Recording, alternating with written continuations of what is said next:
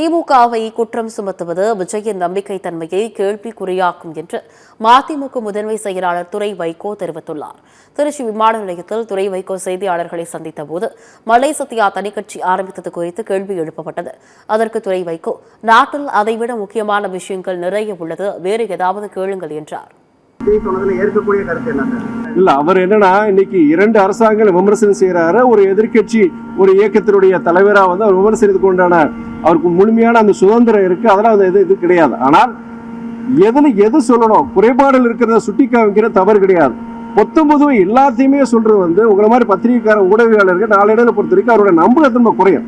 அவர் சகோதரர் விஜயோட நம்பகத்தன்மை தான் குறையும். அப்புறம் எல்லாமே இப்படிதான் சொல்றாங்கிற ஒரு தவறான ஒரு மனப்பான்மை ஜனங்கிட்ட வரங்கிறத என்னுடைய ஒரு கருத்து.